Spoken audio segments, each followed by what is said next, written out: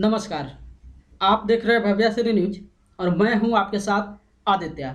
GK के इस episode में आप सबका स्वागत है। अगर आप कौन बनेगा करोड़पति का तैयारी कर रहे हैं या फिर अदर आप किसी भी कंपटीशन के लिए तैयारी कर रहे हैं तो सभी एग्जाम के लिए मोस्ट इंपॉर्टेंट क्विज जीके इस वीडियो में हम आपके लिए लेकर आए हैं। तो चलिए वीडियो को स्टार्ट करते हैं। और सबसे पहले प्रीवियस वीडियो का, जैसा कि आप जानते हैं कि हर वीडियो में आखिरी सवाल हम अपने दर्शक के लिए देते हैं, जिसका जवाब जो है उस वीडियो में नहीं बताते हैं, आपको नेक्स्ट वीडियो में दिखाते हैं। तो देखिए प्रीवियस वीडियो का जो आखिरी सवाल था यही पूछा गया था कि हाल ही में किस देश ने 12 से 15 वर्ष के आयु के बच्चों के लिए फाइजर बायोनटेक कंपनी की कोविड वैक्सीन को मंजूरी दे दी है। Option A Bharat, B Nepal, C America और डी बांग्लादेश। तो इसका करेक्ट आंसर हो जाएगा ऑप्शन सी, यानी कि हाल ही में अमेरिका ने 12 से 15 वर्ष के बच्चों के लिए फाइजर बायोनटेक कंपनी की कोविड वैक्सीन की मंजूरी दे दी है। चलिए आज का जो वीडियो है जीके का यहाँ से स्टार्ट करते हैं और पहला सवाल आप देखिए, हिरोशिमा और नागासाकी शहर किन द्वीपों में स्थित है? इस शहर का नाम जो है आप जरूर सुने होंगे।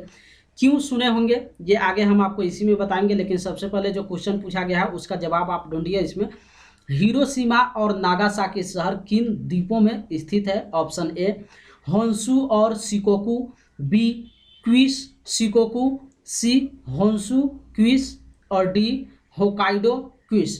तो इसका करेक्ट आंसर हो जाएगा ऑप्शन सी, होन्शु और क्विश। हिरोशिमा और नागासाकी जो शहर है ये होन्शु और क्विश द्वीप पर स्थित है। चलिए इस क्वेश्चन को लेकर कुछ फैक्ट हम आपको बता देते हैं कि हिरोशिमा नगर जापान के होन्शु द्वीप में स्थित है। ठीक है, सबसे पहले ये आप समझ लीजिए कि हिरोशिमा जो नगर है वो जापान के होन्शु द्वीप में स्थित है और नागासाकी जो है वो क्विश द्वीप में स्थित है। और जैसा कि हम आपको पहले ही बताए हैं कि ये जो दो शहर है हिरोशिमा और नागासाकी, ये दोनों शहर का नाम आप इसलिए सुने होंगे क्योंकि 1945 में जो है इन दोनों जगहों पर परमाणु बम गिराया गया था, इसलिए ये जो दोनों शहर है काफ़ी लोग जानते हैं। चलिए दूसरा सवाल आप स्क्रीन पर देखिए, तिब्बत का पठार पठारों के किस श्रेणी से संबंधित है?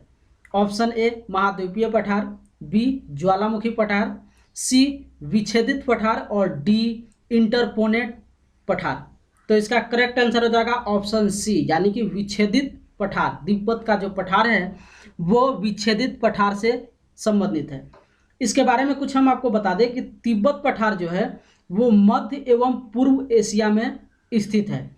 और कई बार हो सकता है आपसे पूछा भी जाए कि तिब्बत पठार की जो लंबाई है वो कितनी है, तो तिब्बत पठार की लंबाई जो है वो 2500 किलोमीटर है एवं चौड़ाई जो है 1000 किलोमीटर है। तो दो फैक्ट यहाँ पे आप याद करके रखिए कि जो तिब्बत पठार है उसकी लंबाई 2500 किलोमीटर और जो चौड़ाई है वो 1000 किलोमीटर है। दूसरी चीज़, तिब्बत पठार का जो अधिकांशतः हिस्सा है वो चीन के पश्चिमी भाग में है, जबकि भारत की अगर बात करें तो भारत का जो जम्मू कश्मीर का लद्दाख है वो तिब्बत पठार में शामिल है। चलिए यहाँ पे तीसरा सवाल आप स्क्रीन पे देख लीजिए, निम्नलिखित में से कौन सा ग्रीन हाउस गैस नहीं है? निम्नलिखित में से कौन सी ग्रीन हाउस गैस नहीं है? Option A carbon monoxide, option B methane, C nitrous oxide और डी सल्फर हेक्साफ्लोराइड। तो इसका करेक्ट आंसर हो जाएगा ऑप्शन ए, यानी कि कार्बन मोनोऑक्साइड जो है वो ग्रीन हाउस गैस नहीं है। दूसरी चीज एक और आप फैक्ट समझ लीजिए, कार्बन मोनोऑक्साइड एक प्रदूषक गैस है, ये भी आप याद कर लीजिएगा, कई बार पूछा जा सकता है कार्बन मोनोऑक्साइड कैसा गैस है, तो एक प्रदूषक गैस है।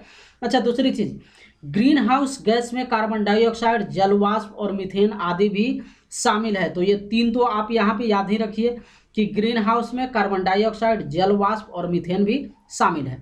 चलिए यहाँ पे चौथा सवाल आप स्क्रीन पे देखिए, अर्थ ओवर किसके द्वारा मनाया जाता है? अर्थ ओवर जो है वो किसके द्वारा मनाया जाता है? Option A UNESCO, B WWF, C संयुक्त राष्ट्र और डी IUCN। तो इसका करेक्ट आंसर हो जाएगा ऑप्शन बी, यानी कि WWF। अर्थ ओवर जो है वो WWF के द्वारा जो है मनाया जाता है, यानी कि सेलिब्रेट किया जाता है। चलिए WWF के बारे में बता दें कि WWF एक अंतर्राष्ट्रीय गैर सरकारी संस्थान है जिसका उद्देश्य धरती के संसाधनों को बचाना है। इसका उद्देश्य WWF का उद्देश्य जो है वो धरती के संसाधनों को बचाना है। चलिए यहाँ पे पांचवा सवाल आप स्क्रीन पे देखिए, जीवाणुओं को नष्ट करने के लिए इनमें से किस गैस का प्रयोग होता है। शायद अगर आप लोग नहीं भी जानते हैं और अगर आप यहाँ पे माइंड का अपना इस्तेमाल करेंगे तो चारों ऑप्शन में एक जो सही ऑप्शन है वो ऑटोमेटिक आप यहाँ पे सेलेक्ट कर सकते हैं। जीवाणुओं को नष्ट करने के लिए इनमें से किस गैस का प्रयोग होता है। Option A neon, B chlorine, C hydrogen और डी ऑक्सीजन। तो हम आपको बता दें यहाँ पे इसका करेक्ट आंसर हो जाएगा ऑप्शन बी यानी कि क्लोरीन। जीवाणुओं को नष्ट करने के लिए जो है क्लोरीन गैस का इस्तेमाल किया जाता है। कई बार आप सुने होंगे कि घर का जो फर्श होता है या फिर किसी भी चीज़ को फर्श को सतह को साफ करने के लिए जो लिक्विड का इस्तेमाल किया जाता है उसमें क्लोरीन जो है क्लोरीन गैस होता है। तो ये आप लोग माइंड अगर डालते तो इसका आंसर खुद भी आप यहाँ से चूज कर सकते थे। चलिए यहाँ पे छठा सवाल आप देखिए, वायुमंडल में कौन सी गैस पराबैंगनी किरणों को अवशोषण कर लेती है। वायुमंडल में कौन सी गैस पराबैंगनी किरणों को अवशोषण कर लेती है। Option A nitrogen, B helium, C ozone और डी मीथेन। तो इसका करेक्ट आंसर हो जाएगा ऑप्शन सी, ओजोन जो है वो वायुमंडल में पराबैंगनी किरणों को अवशोषण कर लेती है। सातवां सवाल स्क्रीन पे आप देखिए, पृथ्वी शिखर सम्मेलन यानी कि पृथ्वी बचाओ, पृथ्वी शिखर सम्मेलन का आयोजन किसने किया था। ऑप्शन ए यूनेस्को ने, बी UNCED ने, सी WHO ने और डी यूनिसेफ ने। तो इसका करेक्ट आंसर हो जाएगा ऑप्शन बी यानी कि पृथ्वी शिखर सम्मेलन या फिर पृथ्वी बचाओ का जो आयोजन है वो UNCED ने किया था। चलिए यहाँ पे आठवां सवाल आप स्क्रीन पे देखिए, निम्न में से किसे अणुशक्ति के शांतिपूर्ण उपयोग के लिए गठित कमीशन का अध्यक्ष नियुक्त किया गया था। अगर आप इसका आंसर नहीं भी जान रहे होंगे और अपने माइंड का आप यहाँ पे इस्तेमाल कर लेंगे तो बिल्कुल आप इसका करेक्ट आंसर जो है वो आप यहाँ पे चूज कर सकते हैं।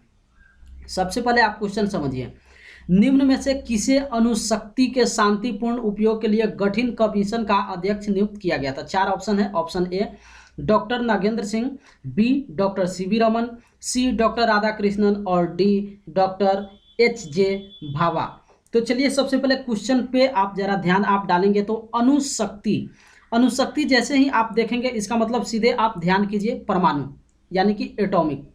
अब परमाणु जैसे ही आपके माइंड में आएगा इसका मतलब है कि सीधे आप यहाँ पे ऑप्शन डी सेलेक्ट कर सकते हैं, doctor HJ Bhabha.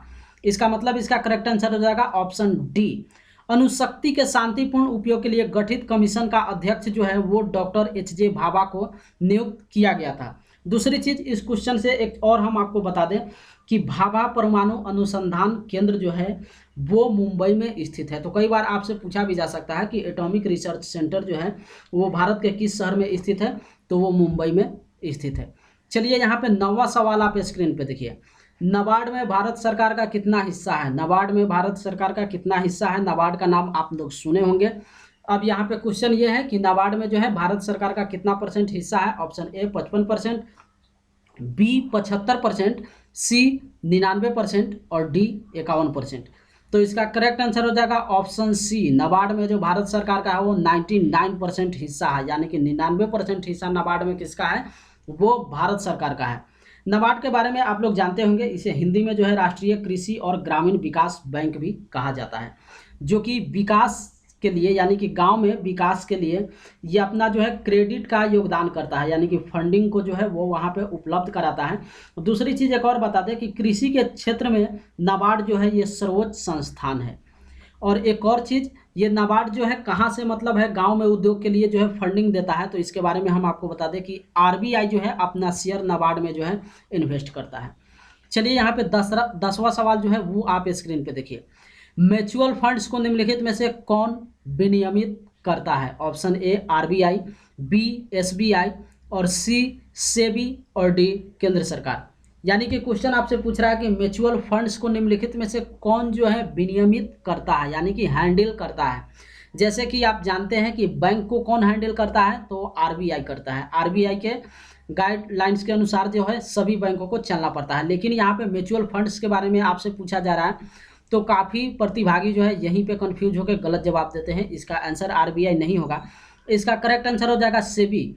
Mutual funds जितने भी कंपनी के द्वारा जो है चलाया जाता है उसको सेबी द्वारा जो है विनियमित किया जाता है या फिर हैंडल किया जाता है।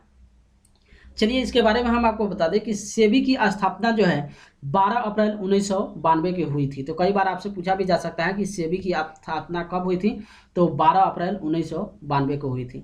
11वां सवाल आप स्क्रीन पे देखिए और जाहिर सी बात है आप इस सवाल के बारे में जानते हैं कि इसका जवाब जो है इस वीडियो में हम आपको नहीं देते हैं। अगर आपको इस सवाल का जवाब मालूम होगा तो आपको इस वीडियो के कमेंट बॉक्स में जाकर क्या कर देना है, इसका जवाब जो है पोस्ट कर देना है। तो देखिए 11वां सवाल स्क्रीन पे, सैंडी स्टॉर्म किस क्रिकेटर की आत्मकथा है? ये एक बुक है जिसका नाम है सैंडी स्टॉर्म। और क्वेश्चन आपसे पूछ रहा है कि सैंडी स्टॉर्म जो है किस क्रिकेटर की आत्मकथा है? Option A Dilip Vengsarkar, B Sandeep Patil, C Roger Binny और डी मोहिंदर अमरनाथ। इस चारों में से जो भी इसका सही जवाब होगा आपको इस वीडियो के कमेंट बॉक्स में जाकर अपना जवाब जो है पोस्ट कर देना है। साथ ही साथ अगर अभी तक इस चैनल को सब्सक्राइब नहीं किए हैं तो चैनल को सब्सक्राइब कीजिए और वीडियो को लाइक और शेयर जरूर कीजिए।